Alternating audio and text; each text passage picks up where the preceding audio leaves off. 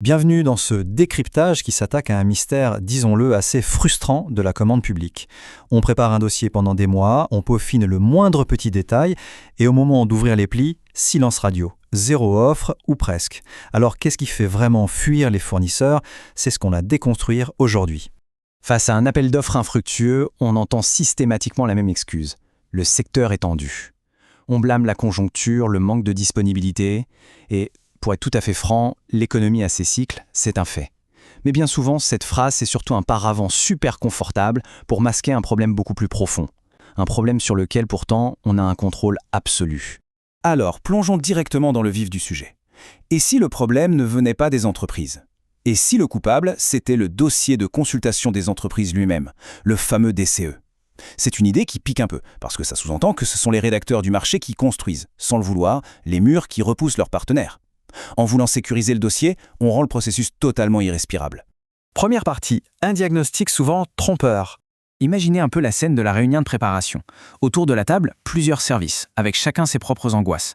Le service technique veut absolument éviter la mauvaise surprise du dernier chantier, le service juridique sort l'armure lourde pour blinder chaque ligne, et l'acheteur, lui, veut fuir le contentieux comme la peste. Résultat, on empile.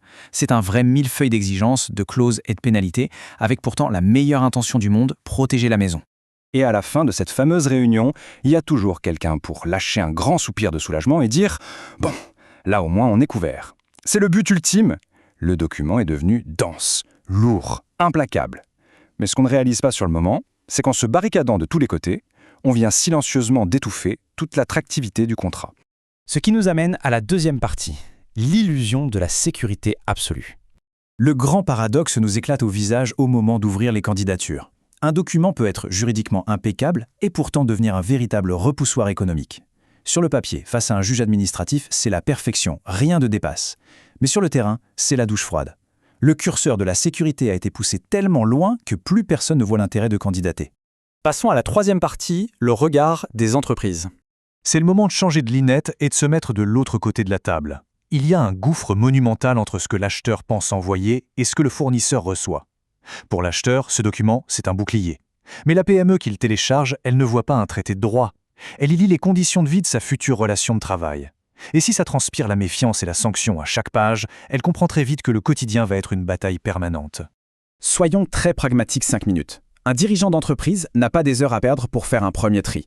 En général, la décision se prend en 5 minutes chrono. C'est un balayage express. On vérifie les délais de réponse, on regarde les références qu'il faut fournir, on jette un œil aux pénalités et on évalue la montagne de paperasse qu'on nous demande. C'est du concret, du rapide. Et au bout de ces 5 minutes, la question dans la tête du dirigeant, ce n'est pas du tout « est-ce qu'on a les compétences techniques pour le faire ?» La plupart du temps, oui. Non, la vraie question, c'est « est-ce que cette relation vaut le coup ?» Est-ce qu'on a vraiment envie de mobiliser nos équipes et de s'enfermer dans un carcan aussi lourd et punitif? Si le jeu n'en vaut pas la chandelle, le dossier finit direct à la corbeille. Quatrième partie, le piège du marché subi. Et là, c'est le drame invisible. Quand on ne reçoit qu'une seule candidature, le soulagement initial laisse très vite la place à un problème majeur, on vient de perdre tous nos leviers.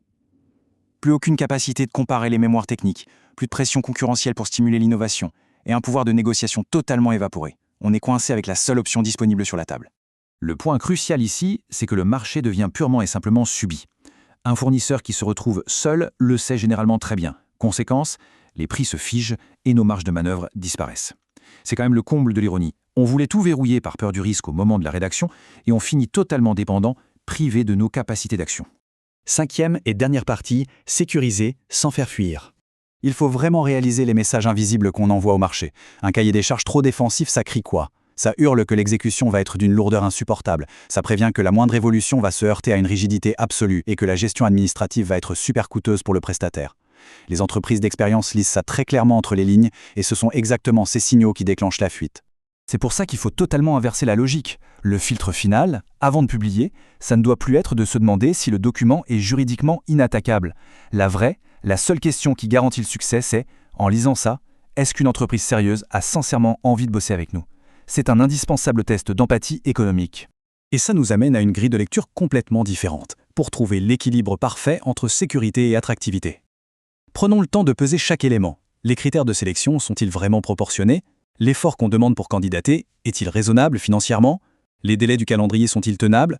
Et globalement, est-ce que le marché a l'air sincèrement ouvert à la concurrence, sans biais? Pour résumer, l'idée forte de ce décryptage, c'est que les acheteurs publics ne choisissent pas passivement des prestataires sur une étagère. Ils créent eux-mêmes de toutes pièces l'écosystème de décision. Par leur choix rédactionnel, ils décident en amont si les meilleurs partenaires vont avoir envie de se battre pour le contrat ou s'ils vont juste tourner les talons sans un regard. Pour terminer, gardons en tête cette réflexion un peu provocatrice qui renverse notre vision classique du risque dans les contrats publics. Le vrai danger, est-ce que c'est le manque de règles ou est-ce que c'est de construire une forteresse tellement méfiante que les entreprises préfèrent tout bonnement l'éviter? Sécuriser, oui, mais jamais au détriment de la réussite du projet. Merci d'avoir suivi ce décryptage et à très vite pour explorer de nouveaux sujets.